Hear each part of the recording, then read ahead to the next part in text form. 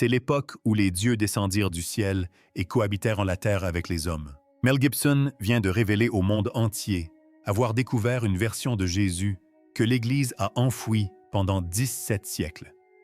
Il ne s'agit ni d'une théorie ni d'un complot, mais d'un véritable manuscrit conservé dans un monastère éthiopien si isolé qu'on ne pouvait y accéder que par corde. Ce manuscrit contient un portrait du Christ si différent de celui qui vous a été enseigné que les autorités chrétiennes occidentales ont passé des générations à s'assurer que vous ne le lisiez jamais. Et Gibson est en train de l'adapter en un film à 100 millions de dollars. Les Écritures juives font parfois référence à des êtres surnaturels. La Bible éthiopienne n'a pas seulement survécu, elle a attendu. Et ce qu'elle révèle sur Jésus va bouleverser toutes vos certitudes. Si ce genre d'histoire méconnue vous obsède, abonnez-vous dès maintenant et activez les notifications, car ce que vous allez voir va transformer tout ce que vous pensiez savoir sur Jésus-Christ, le cinéaste qui est allé ailleurs. Les pères de l'Église sont quelque peu partagés à ce sujet. Vous savez, une interprétation de la Genèse 6 dit que les fils de Dieu ont regardé les filles des hommes et les ont trouvées belles, et qu'ils ont fait ce que font les hommes et les femmes. En 2004, Mel Gibson a réalisé La Passion du Christ, filmé en araméen, en latin et en hébreu. Sans compromis hollywoodien, sans édulcoration pour le grand public, le film dépeignait les 12 dernières heures de la vie de Jésus avec une brutalité qui a bouleversé les salles obscures. La flagellation, la couronne d'épines, la lente agonie vers le calvaire. La critique l'a jugé excessif. Le public l'a qualifié de représentation la plus crue de la souffrance du Christ, jamais portée à l'écran. Avec un budget modeste, le film a engrangé plus de 600 millions de dollars à travers le monde, devenant ainsi le film classé R le plus lucratif de l'histoire américaine pendant près de 20 ans. Pourtant, Gibson a affirmé à maintes reprises, publiquement et avec insistance, que le film ne racontait que la première partie de l'histoire. Depuis plus de 20 ans, il travaille sur une suite. Il l'a décrit comme un projet qui le hante, quelque chose auquel il n'a pu renoncer, même lorsque Hollywood a tenté de mettre un terme à sa carrière. Le film s'intitule désormais officiellement La Résurrection du Christ. Il s'agit d'un film en 2 parties, distribué par Lionsgate, avec un budget annoncé de 100 millions de dollars. Le tournage a commencé au studio Cinecittà de Rome. La première partie sortira le Vendredi Saint 2027. La deuxième partie arrivera 40 jours plus tard, le jour de l'Ascension. Voici ce que personne ne vous dit sur les propos de Gibson. Dans une interview accordée au National Catholic Register en 2022, il a déclaré que le film ne suivrait pas une narration linéaire. Il entremêlerait la résurrection avec des événements se déroulant à travers le temps, le passé, le présent et des univers totalement différents. Il a dit que l'histoire devait commencer par la chute des anges. Et pour cela, il faut aller ailleurs, dans un autre monde.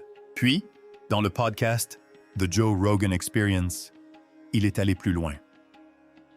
Il a révélé qu'il travaillait à partir de 2 scénarios. L'un traditionnel, l'autre qu'il a décrit comme une expérience psychédélique. Ses mots exacts: « Vous entrez dans d'autres dimensions. Vous êtes en enfer. Vous assistez à la chute des anges. » Et c'est là que ça devient étrange. Ce voyage précis, la descente du Christ à travers les cieux, sa confrontation avec les anges déchus, sa traversée des enfers, a déjà été consigné par écrit il y a près de 2 ans. Non pas par un cinéaste, ni par un théologien moderne, mais par des moines vivant dans des monastères troglodytiques creusés dans les montagnes d'Éthiopie. Gibson a découvert quelque chose, et avant de vous le révéler, il faut que vous voyiez la preuve qu'on vous l'a délibérément volée, la preuve irréfutable qu'ils ont enterrée. Le livre d'Hénoch, et plus particulièrement la copie qui figure dans la Bible éthiopienne, présente des similitudes avec la Bible originale, car la Bible éthiopienne est la plus ancienne. Le livre d'Hénoch a été écrit des siècles avant la naissance du Christ, peut-être dès 300 avant notre ère. Pendant la majeure partie de l'histoire occidentale, il était interdit de le lire. Pourtant, Enfouie dans ces pages se trouve la description d'une figure divine si spécifique, si précise dans son imagerie, qu'à la vue de cette description, une seule question importe. Pourquoi l'ont-ils caché? Le chapitre 46 du livre d'Enoch décrit une figure à la tête blanche comme la laine, au visage empli de grâce, entouré de fleuves de feu dans un tribunal céleste. Des anges tombent à genoux, les méchants sont condamnés. Au centre se tient un être de lumière flamboyante, rendant jugement sur toute la création. Il est appelé le Fils de l'homme, l'élu, le juste juge. Tout au long du livre, cette figure apparaît à maintes reprises, non comme un maître bienveillant, mais comme un être d'une autorité cosmique terrifiante, présidant au destin de chaque âme ayant jamais existé. Or, considérons l'Apocalypse 1,14, écrite par Jean de Patmos vers 95 après Jésus-Christ, des siècles après Enoch. Sa tête et ses cheveux étaient blancs comme la laine, blancs comme la neige. Ses yeux étaient comme une flamme ardente. Les deux textes décrivent des pieds semblables à du bronze poli, raffiné dans une fournaise. Tous deux parlent d'une voix semblable au grondement des eaux, au grondement du tonnerre. Tous deux décrivent une épée de jugement implacable jaillissant de sa bouche. Tous deux représentent des yeux de feu et un visage irradiant d'une lumière insoutenable. Suivez mon raisonnement. Imaginez un universitaire assis seul dans son bureau à l'université de l'Iowa. Il est tard. Les deux manuscrits sont ouverts sur le bureau devant lui. Enoch à gauche, l'Apocalypse à droite, Atsamos. Le docteur George Niskelsberg a consacré des décennies à l'élaboration du commentaire anglais de référence sur le premier livre d'Enoch. Et il lit les deux textes côte à côte pour la 100e fois. Il pose sa plume. Il confiera plus tard qu'il lui a fallu des années pour saisir pleinement la portée de ce qu'il découvrait. Les parallèles n'étaient pas c'est plutôt suggestions. Ils étaient indéniables. Sa conclusion. L'auteur de l'Apocalypse n'inventait rien de nouveau. Il faisait écho à une vision déjà ancienne lorsque Jean écrivit son premier mot. Cette révélation le stupéfia. Et tenez-vous bien, l'épître de Jude, que vous avez sous les yeux, cite directement le livre d'Enoch au verset 14 et 15, presque mot pour mot. Jude considère le livre d'Enoch comme une prophétie faisant autorité, digne d'être placée au même titre que la Torah et les écrits des prophètes. Des pères de l'Église comme Tertullien et Irénée l'ont cité abondamment et l'ont considéré comme une véritable révélation. Les spécialistes de la période du Second Temple confirment que ce livre était largement diffusé, loin d'être obscur ou marginal, mais bien intégré au monde religieux, même où le Nouveau Testament a vu le jour. Les auteurs du Nouveau Testament connaissaient Enoch. Ils citaient le livre d'Enoch. Ils le considéraient comme une écriture sacrée. Et puis, 3 siècles plus tard, des hommes puissants ont décidé qu'on n'avait plus le droit de le lire. En 363, le concile de Laodicée le rejeta officiellement. Des copies furent détruites. Le texte fut jugé dangereux, trop dangereux pour les croyants ordinaires. Telle était la position officielle. Toutes les copies ne furent pas récupérées, et celles qui ont survécu vont bien au-delà d'une simple description physique du Christ. Cela réécrit toute l'histoire de qui il était et de ce qu'il est venu accomplir. Mais voici ce que personne ne vous dit sur la façon dont tout cela a pu survivre. Les moines qui ont tout sauvé. Des missionnaires syriens se rendirent dans ce qu'on appelait alors le royaume d'Aksum, et ils apportèrent avec eux une abondante littérature. Gibson a décrit son film comme la redécouverte d'un trésor ancien délibérément enfoui. Il a raison. Et l'endroit même où il était caché à ceux qui cherchaient à le découvrir.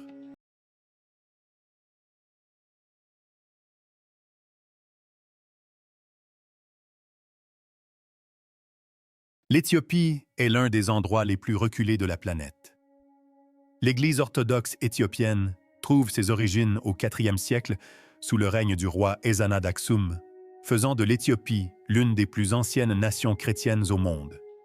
Ces écritures ont été préservées en gaèse, une ancienne langue sacrée qui a donné naissance à une tradition littéraire chrétienne, avant que le latin ou le grec ne s'imposent dans la foi. Lorsque l'expansion islamique déferla sur l'Afrique du Nord au 7e siècle, l'Éthiopie devint une île chrétienne, isolée, encerclée, coupée des conciles, des décrets, des autodafés. Cet isolement sauva tout. Haut perché dans les monts Tigré, dans des monastères creusés à flanc de falaise, accessibles uniquement à l'aide de cordes et à main nue, les moines continuèrent de copier, de génération en génération, de siècle en siècle. Des pièces obscures éclairées par des lampes à huile, une encre composée de minéraux et de plantes, du parchemin fait de peaux d'animaux. Chaque manuscrit nécessitait des mois, certains des années. Ils l'ont fait malgré tout, car ce qu'ils préservaient était la révélation divine, non des livres interdits, non des idées dangereuses, mais la vérité telle qu'ils l'avaient toujours connue. Et voici la preuve de ce qu'ils ont sauvé. Imaginez un historien de l'art français pénétrant pour la première fois dans un monastère isolé en montagne, un lieu totalement inconnu du monde occidental. Jacques Mercier s'était rendu en Éthiopie précisément pour documenter les premiers manuscrits chrétiens, et il n'était pas préparé à ce qu'il découvrit. Il décrivit cette expérience comme un choc physique. Des enluminures en couleur illustrant la vie du Christ, conservées dans un état étonnant pendant plus de 500 ans, le fixant du regard depuis des pages qu'aucun étranger n'avait étudiées de mémoire d'homme. Les évangiles de Garima, datés au carbone 14 par une équipe de l'Université d'Oxford entre 330 et 660 après Jésus-Christ, figurent parmi les plus anciens manuscrits chrétiens enluminés connus à ce jour. La Bible éthiopienne contient jusqu'à 88 livres. À titre de comparaison, la Bible protestante en compte 66 et la version catholique 73. Il ne s'agit pas de notes de bas de page, mais de textes entiers. Le livre d'Hénoch, le livre des Jubilés, l'Ascension d'Isaïe, le livre de l'Alliance, des écritures complètes qu'on ne trouve nulle part ailleurs au monde. Des écrits que les premiers chrétiens lisaient, citaient et considéraient comme sacrés, jusqu'à ce que des hommes influents, réunis en conseil, jugent qu'ils étaient trop dangereux pour être laissés entre de simples mains. Et ce que ces textes disent de Jésus est radicalement différent de ce qu'on vous a raconté, le Christ qu'il ne voulait pas que vous voyiez. Enoch participe au débat juif pour approfondir cette question. Gibson a décrit le Christ qu'il imagine pour 2027 comme une figure inédite à l'écran. Après avoir lu les textes éthiopiens, on comprend parfaitement pourquoi. Dans l'art et la tradition occidentaux, Jésus est calme, doux, réconfortant, le teint pâle, le regard tendre, les longs cheveux bruns, le bon berger, l'ami des pécheurs, celui qui tend l'autre joue. Ces qualités sont présentes dans le récit, mais elles ne le définissent pas entièrement.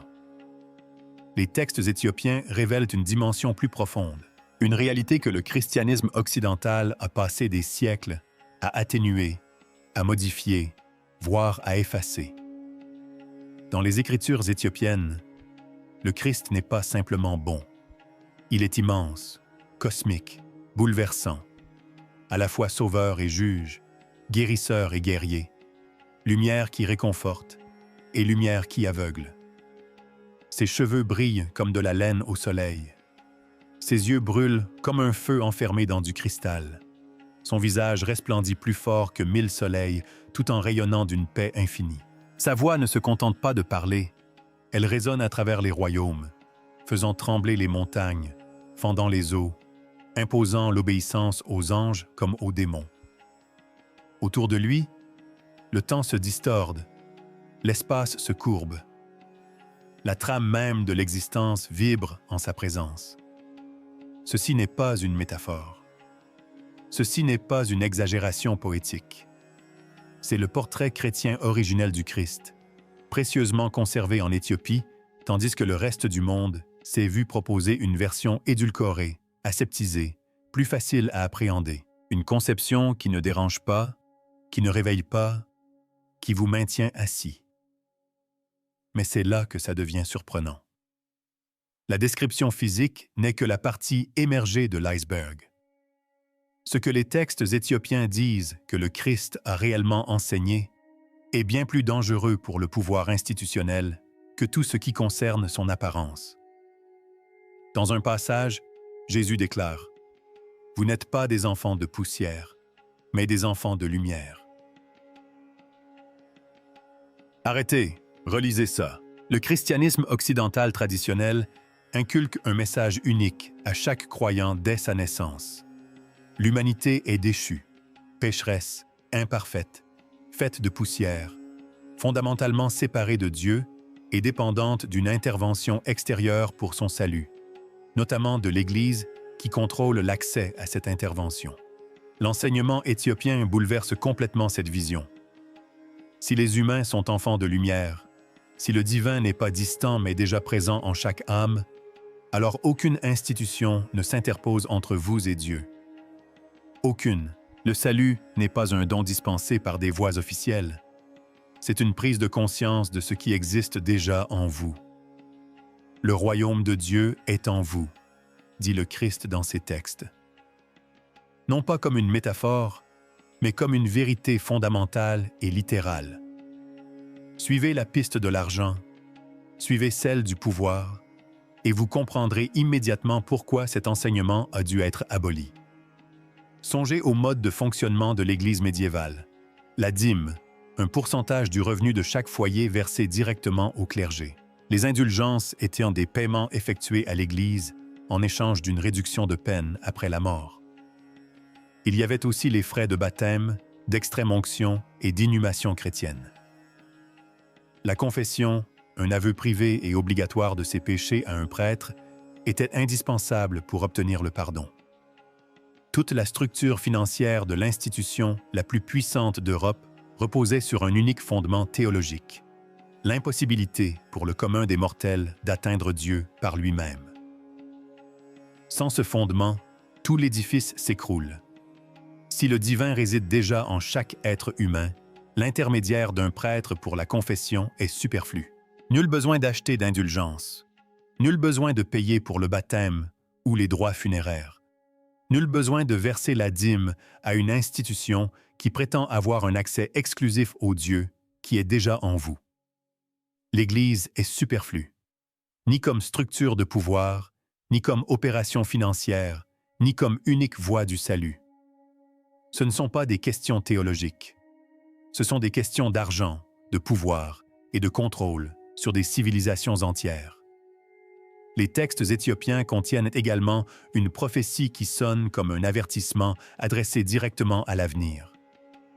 Un passage déclare que, dans les temps futurs, les hommes créeraient des dieux de leurs propres mains et adoreraient les fruits de leur imagination au lieu de l'esprit de vérité. À la Renaissance, les artistes européens ont fait exactement cela, transformant l'image du Christ en une figure pâle, délicate et typiquement européenne.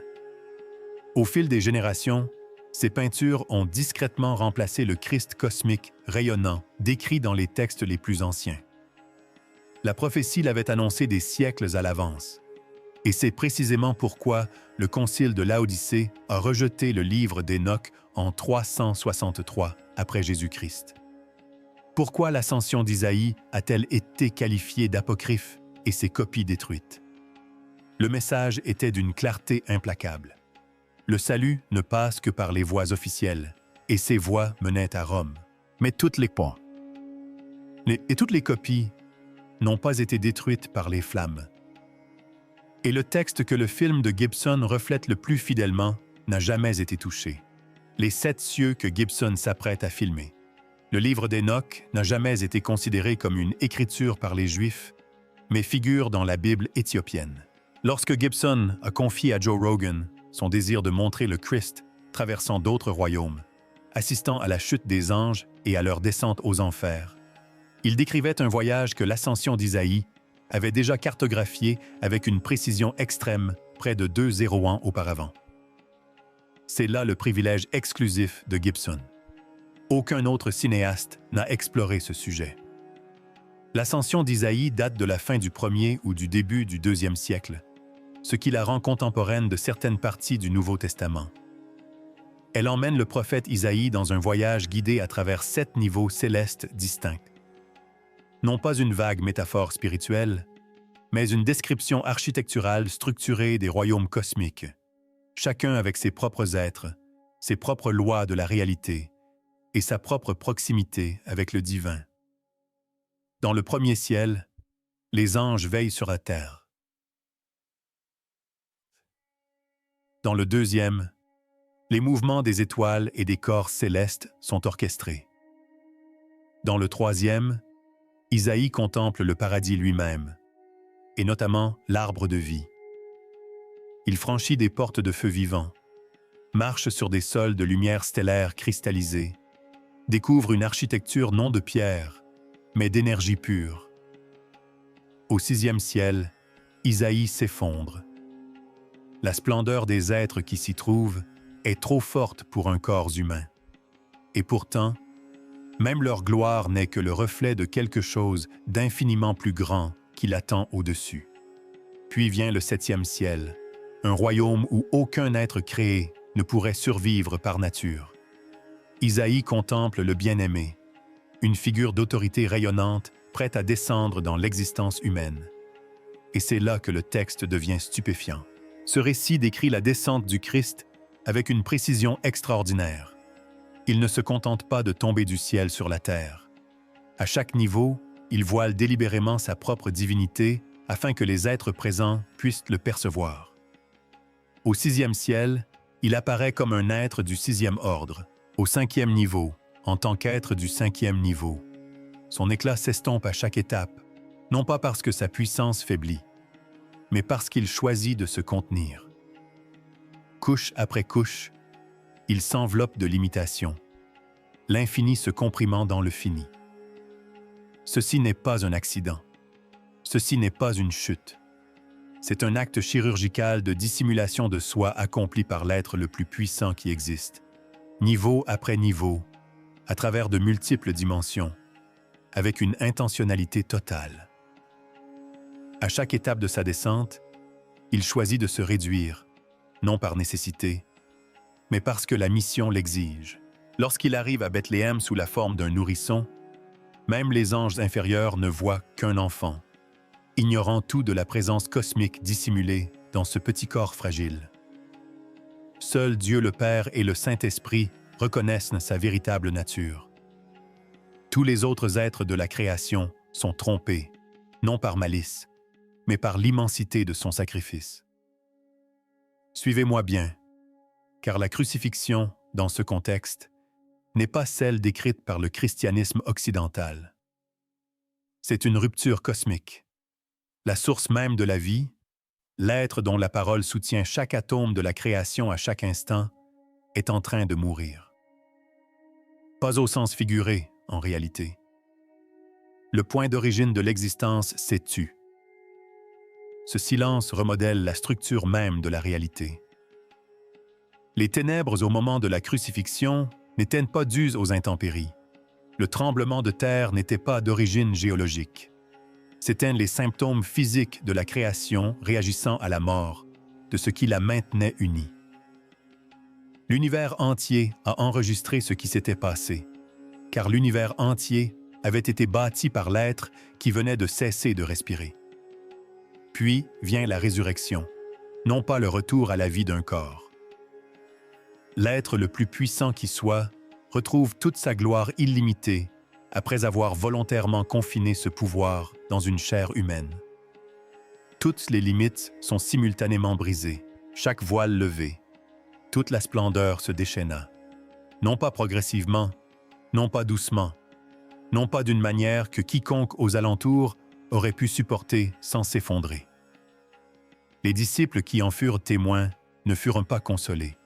Ils furent anéantis. Les gardes du tombeau s'effondrèrent, submergés par la proximité de quelque chose qui dépassait leur entendement. La pierre ne roula pas parce que quelqu'un l'avait déplacée.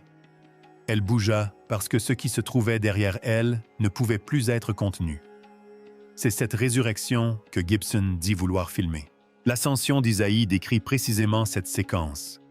La descente à plusieurs niveaux, la dissimulation délibérée, la crucifixion comme rupture cosmique, la résurrection comme pleine splendeur déchaînée près de 2 ans avant la naissance de Mel Gibson.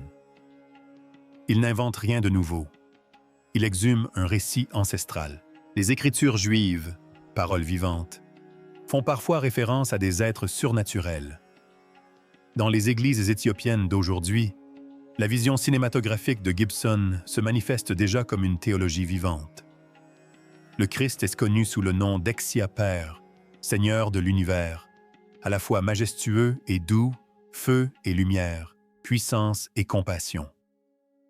Les icônes éthiopiennes le représentent avec une peau sombre et des yeux profonds et pénétrants, auréolés d'or rayonnant, pleinement humain et indéniablement cosmique. Dans la tradition occidentale, Jésus offre d'abord le réconfort. Dans la vision éthiopienne, c'est la vénération qui prime. On prend conscience de la grandeur de celui qui se tient devant soi. Vient ensuite le réconfort. Et voici ce que révèlent les manuscrits éthiopiens.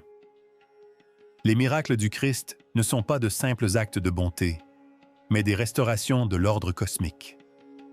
Lorsqu'il apaise la tempête, le vent reconnaît son Créateur et se tait. Lorsqu'il marche sur l'eau, celle-ci se souvient de la voix qui lui a donné naissance et le recueille avec respect. Lorsqu'il guérit les malades, il restaure la création endommagée selon le dessein divin originel. Lorsqu'il ressuscite les morts, il ordonne à la vie elle-même de retourner à sa juste place. Chaque miracle est une même affirmation, exprimée sous une forme différente. J'ai bâti ceci et cela reconnaît encore ma voix. Le Christ est décrit dans ces textes comme la parole vivante, la vibration à travers laquelle la réalité elle-même existe. Lumière, son, matière et vie circulent en lui, soutenus par sa présence à chaque instant. Un concept formulé il y a près de 2 ans, dont la résonance avec la physique moderne, décrivant la réalité comme énergie, fréquence et vibration, est frappante. Si ce terme venait à disparaître, la création ne s'effondrerait pas. Elle ne se décomposerait pas. Cela aurait tout simplement disparu instantanément.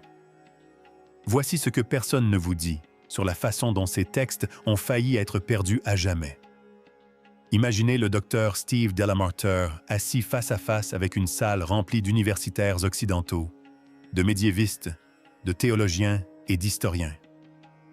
Chacun d'eux lui suggérant poliment que les manuscrits G à Z qu'il avait catalogués pendant des décennies au Hill Museum et à la bibliothèque de manuscrits du Minnesota n'étaient que des curiosités régionales, d'intéressantes notes de bas de page à l'histoire principale du christianisme, mais non fondamentaux, non centraux. Il confiait que le plus difficile dans sa carrière avait été de les convaincre qu'ils avaient tort, qu'il avait raison. Les équipes de numérisation modernes confirment aujourd'hui précisément ce qu'il affirmait.